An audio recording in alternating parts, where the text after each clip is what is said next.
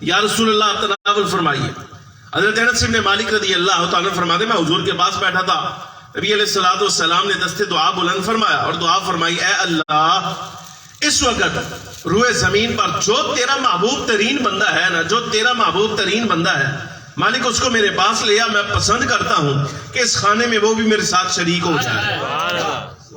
حضور کی دعا ہے، سرکار دو عالم صلی اللہ علیہ وسلم کی دعا، مالک لیا۔ حضرت انس رضی اللہ تعالیٰ فرماتے مضمون بڑا محبت والا ہے، سننے کے لائق ہے۔ حضرت انس فرماتے میں دروازے پر بیٹھا تھا، دستک ہوئی، دروازہ کھٹکھٹا تو میں نے پوچھا من انتا، میں کون ہے، کون ہے؟ فرمایا بیک سے جواب آتا ہے علی، علی مرتضیٰ۔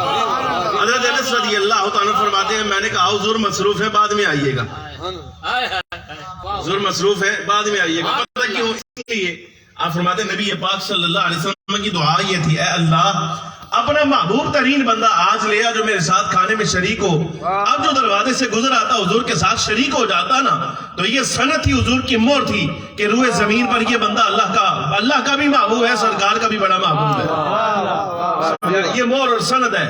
فرمایا میرے دل میں خیال ہے یارا مولا کائنات رضی اللہ تعالیٰ عنہ تو محبوب ہے ہی ہے، ان میں کون سا شک ہے، لیکن اگر کوئی انصاری آ جائے میرے خاندان کا، میرے قبیلے کا، تو چلو ہمارے خاندان کے لیے ذرا اعزاز ہو جائے گا۔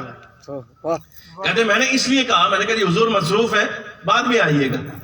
سمجھ آ رہی کہ نہیں آ رہی؟ یہ انس بن مالک کی بھی محبت ہے، لیکن اس وقت ارادہ اور ہے۔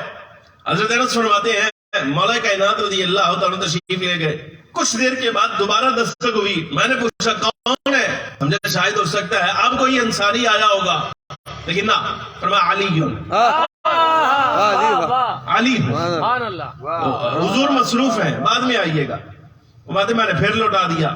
جب تیسری مرتبہ دستک ہوئی نا تو نبی پاک صلی اللہ علیہ وبارک وسلم نے خود پوچھ لیا، فرمایا انس دروازہ نہیں کھولتا، کون آیا ہے، دروازہ کیوں نہیں کھولتا؟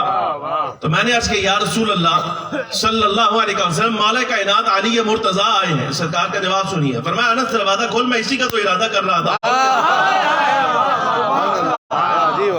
وہ دعا جس کے لیے کی تھی وہ اسی کا ارادہ کیا تھا، اور کس کا کیا تھا؟ بلا اندر آنے دے، اسی کا انتظار ہے۔ ایک روایت مکمل، نبی پاک صلی اللہ علیہ وبارک وسلم کی محبوب ترین شخصیت حضرت مولا کائنات سیدنا علی مرتضیٰ شیر خدا رضی اللہ تعالی عنہ۔ اور حال کیا ہے اس کے ساتھ ملا کر دوسری روایت بھی عرض کرنا چاہتا ہوں۔ اس وقت نکاح ہوا نا حضرت اماں سیدہ پاک رضی اللہ تعالی عنہ کے ساتھ، اللہ اکبر۔ فضائل صحابہ میں نے یہ روایت پڑھی، امام احمد ابن حنبل لائے، فرماتے نبی پاک صلی اللہ علیہ وبارک وسلم نے اماں سیدہ پاک رضی اللہ تعالی عنہ اور حضرت سیدنا مولا علی شیر خدا کرم اللہ تعالی وجہ الکریم دونوں بزرگوں کو ساتھ بٹھایا، اور ساتھ بٹھانے کے بعد امام الانبیاء صلی اللہ علیہ وبارک وسلم نے جب رخصتی ہو گئی نا، رخصتی فرما دی، تو مولا کائنات سے فرمایا کہ آپ نے خلوت میں نہیں جانا، کچھ انتظار کیجئے گا، جب میں آ جاؤں گا پھر اس کے بعد آپ نے خلوت میں جانا، یعنی آرام کے لیے ابھی نہیں جانا، میرا انتظار کرنا۔ کچھ وقت گزرا، نبی پاک صلی اللہ علیہ وبارک وسلم تشریف لائے۔ آپ دیکھیے یہ آقا دو عالم صلی اللہ علیہ وسلم کی مراعات ہے اس خانوادے کے ساتھ، اس اہل کے ساتھ، یعنی امام الانبیاء صلی اللہ علیہ وسلم کے الطاف کریمانہ ایسے ہیں، حضور کی مہربانی ایسی ہیں، آقا دو عالم صلی اللہ علیہ وسلم کی عنایات ایسی ہیں۔ آپ دیکھیے حضور کی نگاہ جاتی کہاں تک ہے؟ میں کہتا ہوں سرکار کی بارگاہ میں تو ذوالخویسرہ آیا تھا، جب پشت پھیر کے گیا تھا نا تو سرکار حضرت سیدنا فاروق اعظم نے کہا دعنی اضرب عنق هذا المنافق، حضور اجازت دیجیے اس منافق کی گردن اتار دو جو آپ کا نام لے کر بے ادبی کر کے کہتا ہے محمد انصاف کرو، حضور اجازت دیجیے۔ وہ پیٹ پھیر کر جانے لگا نا تو بخاری کی روایت کے یہ لفظ ہیں، حضور اکرم صلی اللہ علیہ وسلم کی نگاہ پڑ گئی اس کی پشت پر، اس کی پشت پر، یعنی ذوالخویسرہ رأس الخوارج، اس کی پشت پر نگاہ پڑ گئی تو نبی پاک صلی اللہ علیہ وسلم نے نگاہ ڈال کے فرمایا علی چھوڑ دے، عمر چھوڑ دے، خالد چھوڑ دو اس کو، اس لیے کہ اس کی نسل سے ایسے لوگ آنے والے ہیں جو قرآن پڑھیں گے ضرور، زبان سے پڑھیں گے حلق سے نیچے نہیں اترے گا۔ وہ نشانیاں بیان کی، یہ نتیجہ آپ کے سامنے جو عرض کرنا چاہتا ہوں وہ یہ منافق قسم کا بندہ بھی حضور کے سامنے پلٹ کے جائے نا تو اس کی بھی کئی نسلیں اس کی حضور اکرم صلی اللہ علیہ وسلم کے سامنے ہے۔ یہاں بات مولا کائنات اور سیدہ پاک رضی اللہ تعالی عنہا کی،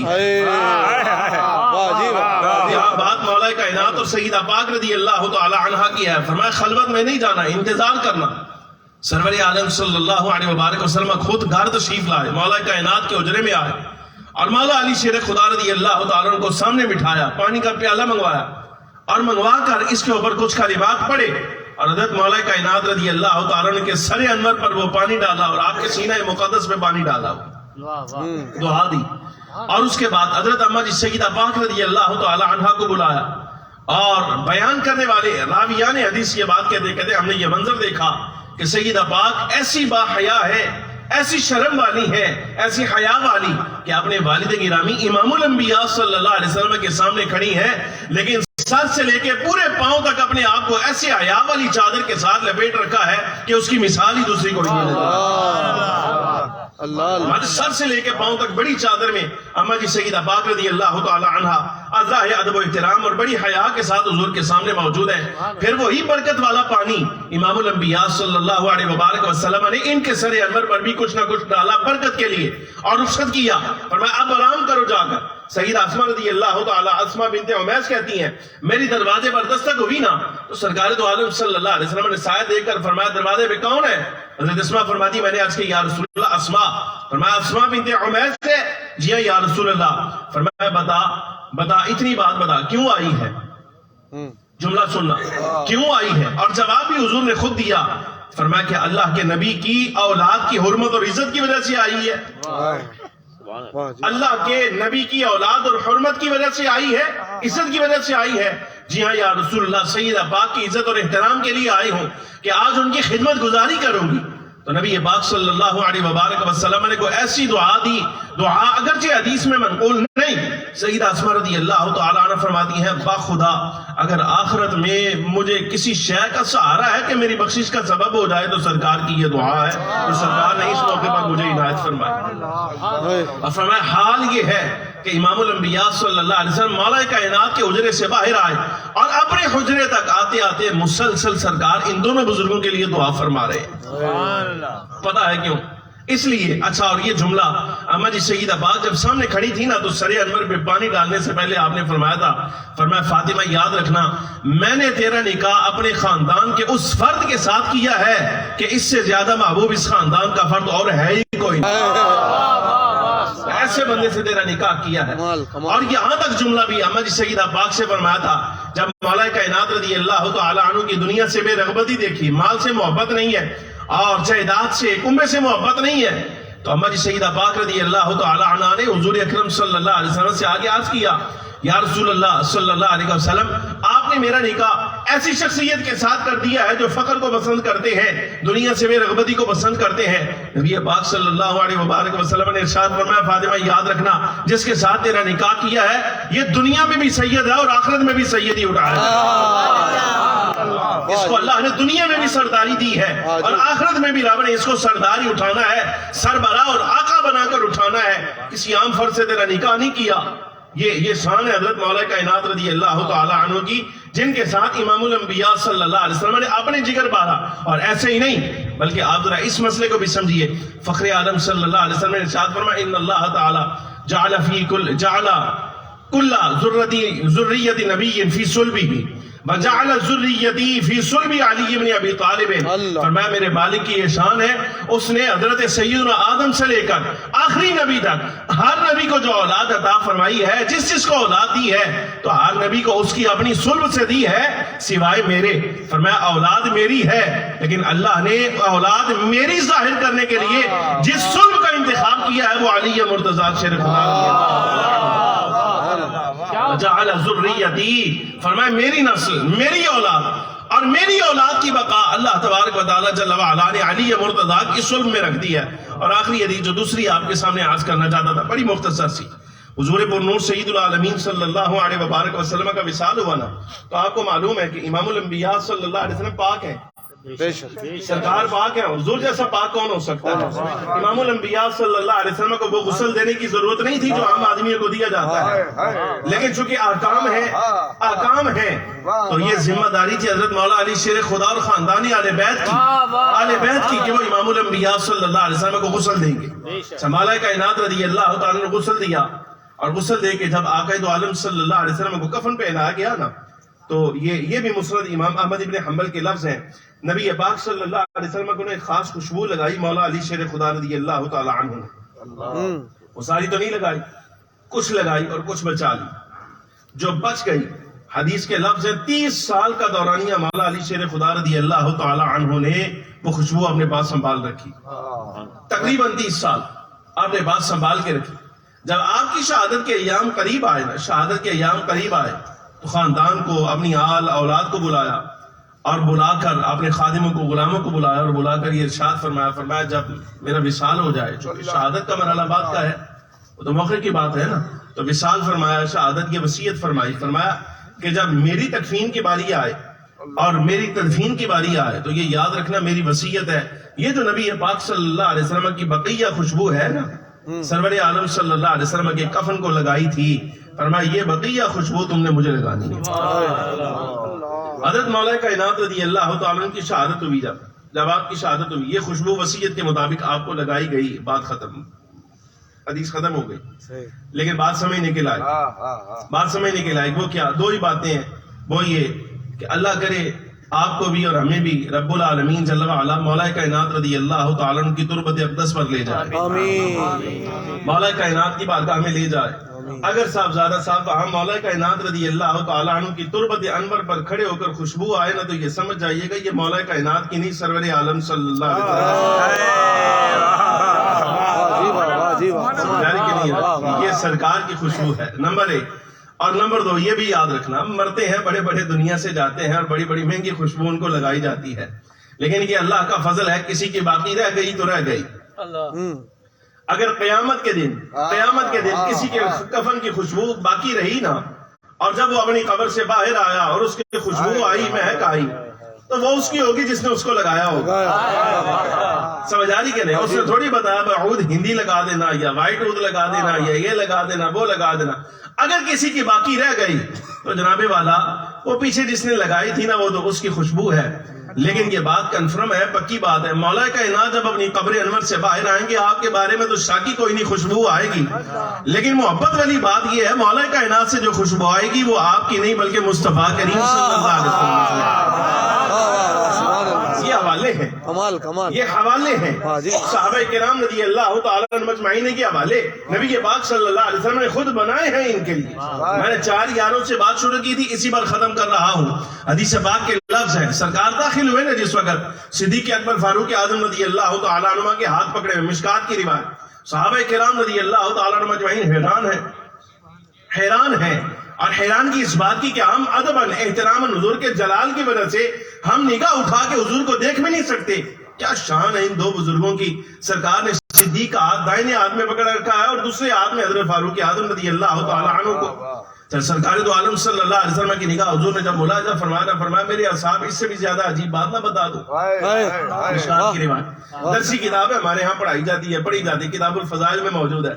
فرمایا میرے اصحاب اس سے بھی زیادہ عجیب بات یہ ہے، ہاکذا نبعث یوم القیامہ، یہ جیسے تم نے دیکھا ہے نا کہ ابھی ہم مسجد سے اندر داخل ہوئے ہیں جس انداز سے کہ میرے ایک ہاتھ میں صدیق اکبر ہے اور دوسرے میں فاروق اعظم. فرمایا یاد رکھنا یہی منظر قیامت کے دن بھی دیکھو گے، ہم اپنی قبروں سے بھی قیامت کے دن ایسے ہی باہر آئیں. اور حضرت عثمان غنی رضی اللہ تعالیٰ عنہ کے لیے حضور اکرم صلی اللہ علیہ وسلم کے ارشاد فرمایا ہر بندے کا کوئی نہ کوئی یار سنگی جنت میں ضرور ہوگا. میں محمد عربی صلی اللہ علیہ وسلم کا جنتی یار عثمان غنی رضی اللہ اور مولا کائنات رضی اللہ تعالیٰ عنہ کے لیے آپ دیکھ لیجئے نبی پاک صلی اللہ علیہ وبارک وسلم کی خوشبو کا حوالہ موجود ہے تو وہ حضور کے قریب ہی آل اولاد ہے نا. والذین آمنوا واتبعتهم ذریتهم بایمان الحقنا بهم، رب فرماتا ہے جو لوگ ایمان لائے اور ان کی اولادوں نے بھی ایمان لانے میں اپنے آبا کی پیروی کی تو ہم قیامت کے دن ان کو آپس میں ساتھ ملا دیں، ہم آپس میں ساتھ ملا دیں. مصطفیٰ کریم صلی اللہ علیہ وسلم کا خاندان قیامت کے دن آپ کو جنت کے کسی اور درجے میں نظر نہیں آئے گا بلکہ نبی پاک صلی اللہ علیہ وسلم کے ساتھ نظر آئے گا. وہ تو ہے ہی ہے، لیکن یہ حوالہ بڑا زبردست ہے کہ مولا کائنات سے اگر میدان محشر میں پوچھ لیا جائے حضور خوشبو آ رہی ہے کون سی ہے تو آپ نے تو حوالہ ایک ہی دینا کہ سرکار کی بچی ہوئی خوشبو ہے، دنیا سے لگائی تھی قیامت تک اللہ رب العالمین جل وعلا نے اس کو ایسے باقی فرمایا. دعا فرمائیے اللہ رب العالمین جل وعلا ہمیں حضور اکرم صلی اللہ علیہ وسلم کے اصحاب حضور کی اہل بیت کے ساتھ ایسے ہی محبت کی توفیق نصیب فرمائے. آج صاحب فرما رہے ان کو 5-7 منٹ اور لگاؤ جی. یہ آج صاحب فرما رہے. اچھا ایک روایت میں مزید آپ کے سامنے عرض کر دیتا ہوں حضرت مولا علی شیر خدا رضی اللہ تعالیٰ عنہ کے حوالے سے. نبی پاک صلی اللہ علیہ وبارک وسلم نے جتنے اعزازات آپ کو عطا فرمائے یہ صحیح مسلم کی روایت. مولا کائنات رضی اللہ تعالیٰ عنہ کے بڑے احسان ہیں خادموں پر. دین اسلام ہم تک پہنچا ہے نا تو یہ بزرگوں کے ہمارے لیے احسانات ہیں. یہ صحیح مسلم کی روایت ہے. نبی پاک صلی اللہ علیہ وبارک وسلم نے جب خیبر میں ڈیرا لگایا خیبر میں تو وہاں ایک قلعہ فتح نہ ہوا تو امام الانبیاء صلی اللہ علیہ وبارک وسلم نے پیش گوئی فرما دی تھی. فرمایا کہ کل جھنڈا اس کے حوالے کریں گے کہ جس کے ہاتھ پہ اللہ تبارک و تعالیٰ جل وعلا ضرور فتح عطا فرمائے گا. اور دوسری علامت اس کی سب سے بڑی یہ ہے جس کو ہم نے جھنڈا دینا ہے. فرمایا وہ اللہ اور اس کے رسول کا بڑا محبوب ہے. یعنی اللہ اور اس کا رسول اس سے بڑی محبت فرماتے ہیں اور وہ اللہ اور اس کے رسول کے ساتھ بڑی محبت فرماتا ہے. یہ علامت ہے دی. حضرت فاروق اعظم رضی اللہ تعالی عنہ آپ فرماتے ہیں فرمایا آج سے پہلے کبھی عمارت کی اور آگے بڑھنے کی قیادت کی چاہت نہیں ہوئی. کبھی چاہت نہیں کی کہ آگے لگ جائے کسی کے نہ. اور میں فقط یہ دن تھا صبح ہوئی تو نبی پاک صلی اللہ علیہ وبارک وسلم اعلان فرمانے کے لیے جلوہ افروز ہے نا تو صحابہ کرام رضی اللہ تعالیٰ مجمعین حدیث کے لفظ ہیں کہ اصحاب ایسے اپنے آپ کو بلند کرتے ہیں شاید حضور کی نگاہ ہم پر پڑ جائے. شاید حضور کی نگاہ ہم پر پڑ جائے لیکن یہ اللہ اور اس کے رسول کے فیصلے ہیں. سمجھ آ رہی کہ یہ اللہ اور اس کے رسول کے فیصلے. فرمایا این علی علی کہاں ہے؟ آج کے یا رسول اللہ وہ تو اس مجمع میں موجود نہیں ان کی آنکھ دکھ رہی ہے. فرمایا بلاؤ علی کو بلاؤ. بلایا گیا. فرمایا علی کیا بات ہے آج کے حضور آنکھ درد کرتی ہے. نبی پاک صلی اللہ علیہ وبارک وسلم نے اپنا مبارک لعاب جو ہے مولا علی شیر خدا رضی اللہ تعالیٰ عنہ کی آنکھوں پر لگایا.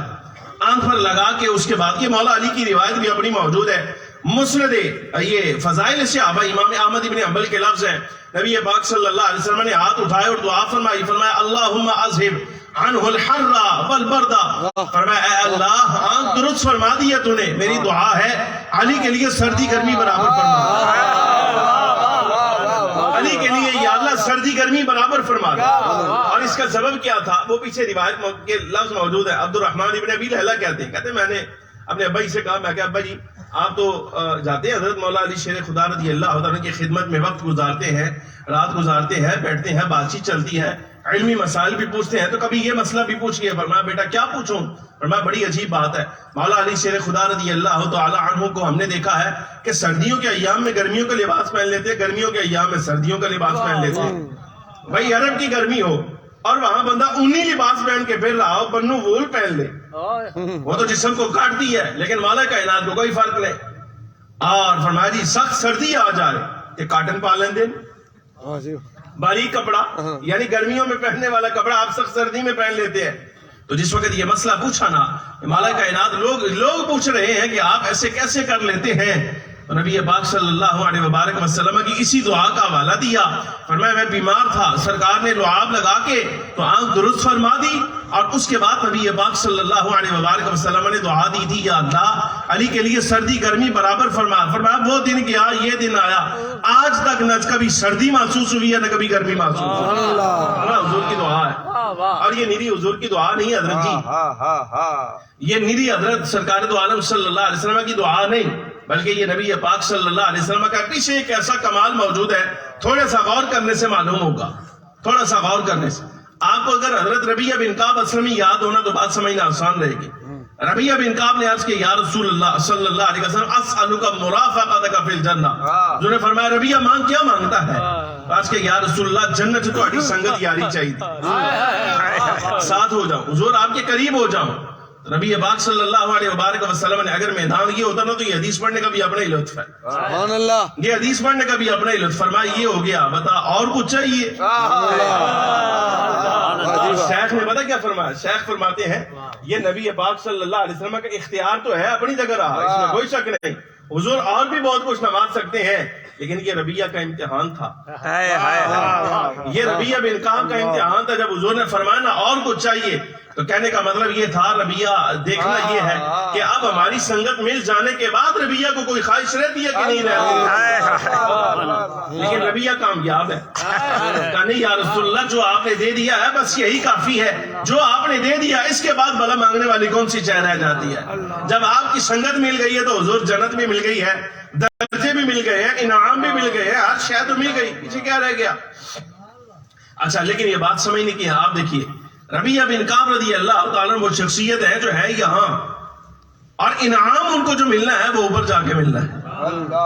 انعام اوپر جا کے ملنے کا مطلب یہ ہے کہ جنت اللہ نے ساتوں آسمانوں سے اوپر تخلیق فرمائی ہے نا، یعنی نیچے والا بندہ اوپر جا کے انعام پائے گا.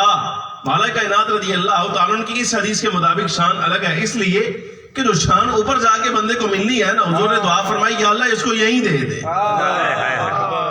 بھائی یہ جنت کی صفت ہے کہ بندہ جنت میں چلا جائے نا تو وہاں جنت کا موسم برابر ہے، یعنی نہ سردی ہے نہ گرمی ہے. وہاں جنتی نے یہ شکوہ نہیں کرنا یا اللہ گرمی بڑی لگ رہی ہے، سردی بڑی لگ رہی ہے، نہ کوئی شکوہ نہیں، موسم برابر.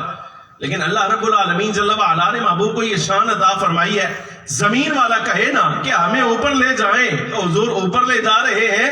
اور سرکار کی اگر چاہت ہو کہ اوپر جو انعام ملنے ہیں اگر علی کو یہی دے دیے جائے تو یہ بھی حضور کے لیے بعید کوئی نہیں. دعا فرمائی یا اللہ جو انعام جنت میں کرنا ہے سردی گرمی کے برابری کا، یا اللہ میرا سنگی ہے، یار ہے، میرا صحابی ہے، دوست ہے، میرا خلیفہ بھی ہے، یا اللہ یہ انعام اس کو یہی عطا فرما.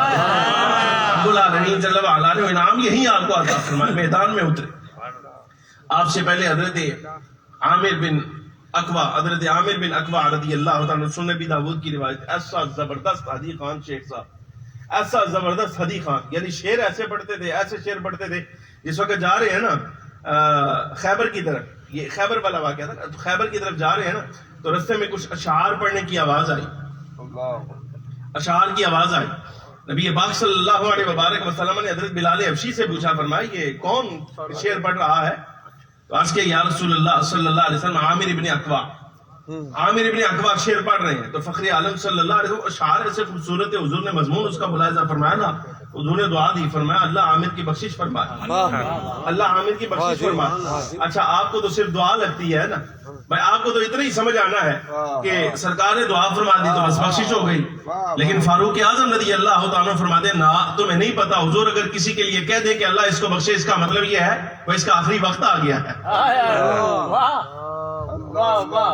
اگر امام الانبیاء صلی اللہ علیہ وسلم کسی زندہ آدمی کو یہ فرمائے اللہ تیرے پہ رحم فرمائے، اللہ تیری بخشش فرمائے، حضور بخشش کی دعا فرمائے. حضرت فاروق اعظم رضی اللہ تعالیٰ فرماتے ہیں، حضرت سلمہ بن اکوا فرماتے ہیں، فرمایا یہ علامت ہوتی اس بات کی کہ اس کا آخری وقت قریب آ گیا ہے، اور ایسا ہی ہوا. اچھا لفظ حضرت عمر رضی اللہ تعالیٰ کے یہ تھے، یا رسول اللہ اگر آپ عنایت فرماتے تھوڑی سی مہلت مل جاتی تو ہم عامر کے اشعار سے ذرا زندگی میں اور نفع اٹھا لیتے. شعر بڑے اچھے پڑھتا ہے، آپ کی شانیں بڑی اچھی بیان کرتا ہے، حضور کچھ عنایت ہو جاتی. لیکن اللہ کا مقدر یہی ہے، یعنی تقدیر یہی ہے جو رب العالمین جل وعلا نے مقدر فرما دی. حضرت عامر ابن اقوا رضی اللہ تعالیٰ عنہ جب مقابلے میں اترے نا تو سامنے مرحب آیا، مقابلہ کیا، اس نے اشعار بھی پڑھے، اور وہی اشعار اس نے کہا کہ خیبر جانتا ہے میں مرحب ہوں، اور میں بڑا بہادر ہوں، میں مسلح ہوں، اور یہ سرزمین گواہی دیتی ہے، یہ علاقہ گواہی دیتا ہے کہ میرے سامنے آنے والا زندہ کبھی نہیں گیا. اس کے مقابلے میں حضرت عامر ابن اقوا رضی اللہ تعالیٰ عنہ خود شاعر ہے، اور سرکار نے ان کے شعر کو پسند فرمایا، انہوں نے بھی ریٹس پڑھا. لیکن ہوا یہ آپ کی عادت ہی صحیح مسلم کی روایت ہے کہ آپ نے جو تلوار استعمال کرتے تھے یہ ذرا سائز میں چھوٹی ہوتی. وہ جس وقت آپ نے وار فرمایا نا المختصر، حضرت عامر ابن اقوا نے وار فرمایا تو وہ گھوم کر آ کے نا تو آپ کے اپنے گھٹنے پر لگی، اور اسی سے ہی آپ کی شہادت ہو گئی، آپ اسی میدان میں شہید ہو گئے. حضرت عامر ابن اقوا رضی اللہ تعالیٰ عنہ. اچھا بعد میں کچھ اصحاب نے کہا بھائی عامر جو ہے نا اس کی بخشش نہیں ہونی. کسی کے منہ سے یہ بات نکل گئی، انہوں نے کہا کہ عامر کا کچھ نہیں بننا، اس لیے کہ اس نے تو خودکشی کر لی ہے، اپنی تلوار سے اس کی جان گئی ہے. اس پر وہ ان کے بھائی تھے حضرت سلمہ بن اکوا رضی اللہ تعالیٰ، وہ لشکر میں پریشان. تو نبی پاک صلی اللہ علیہ وسلم نے ملاحظہ فرمایا سلمہ کیا بات ہے، کیوں پریشان ہے؟ تو اس کے یا رسول اللہ کچھ بندے کو کہتے ہوئے سنا ہے کہ میرے بھائی کو اجر ہی کوئی نہیں ملے گا، میدان خیبر میں وہ شہید ہو گیا. فخر عالم صلی اللہ علیہ وسلم فرمایا نا ایسی بات نہیں، جس نے یہ بات کہی ہے صحیح نہیں کہا. میرا اعلان یہ ہے کہ شاید ہو سکتا ہے میدان میں اگر کوئی جائے اور شہید بھی ہو جائے تو اجر ایک کا پائے، لیکن عامر کا اجر ایک نہیں، اللہ نے دگنا عطا فرمانا ہے، دگنا اجر اس کے لیے.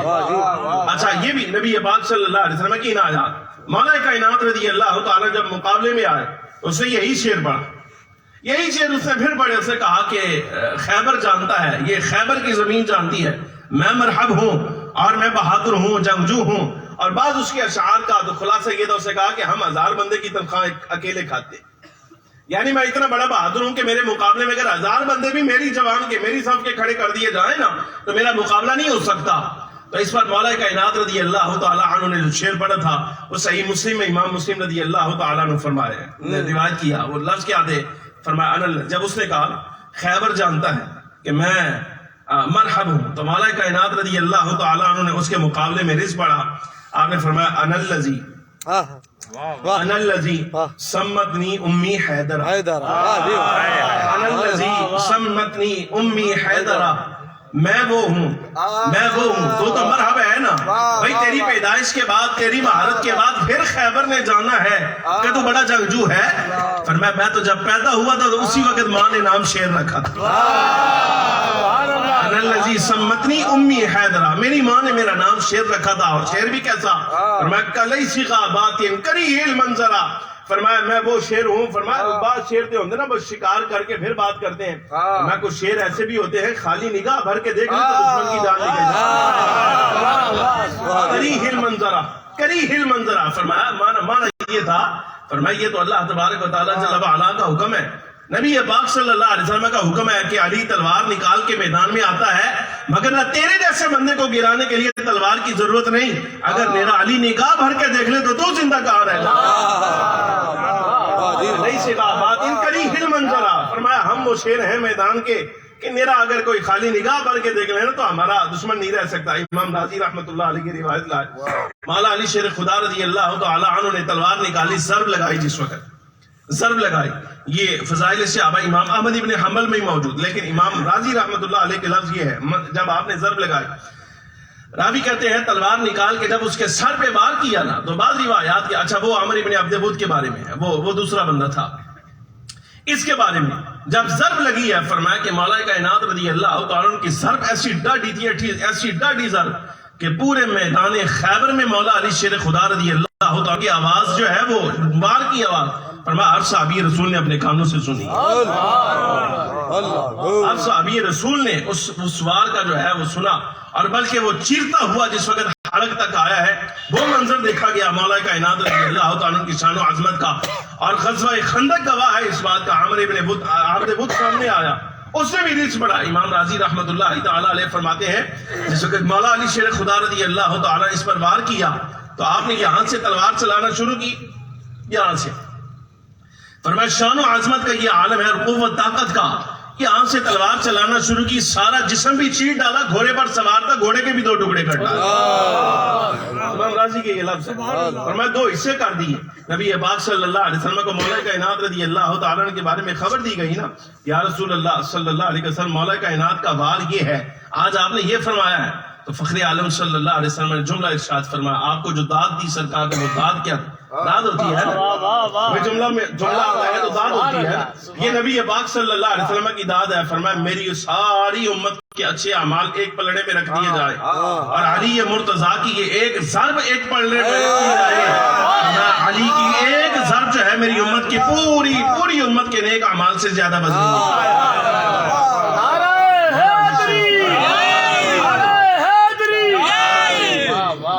अकरम नूर मुजस्सम सल्लल्लाहु अलैहि वसल्लम के असहाब हैं, ये नबी पाक सल्लल्लाहु अलैहि वसल्लम के घर वाले हैं, हुजूर की अहले बैत हैं। बस आले सुन्नत व जमाअत का मजहब आखिर में खुलासा के दौर पे आपके सामने आज करके आप आले सुन्नत हैं। खुलासा सारी जिंदगी याद रखिएगा, अकीदे नजरिए का यही है, फखरे आलम सल्लल्लाहु अलैहि वसल्लम की आल औलाद मोतबर, हुजूर की अहले बैत मोतबर, हुजूर की अज़वाज अकीदत के लायक है, एहतराम के लायक है, हुजूर के सारे असहाब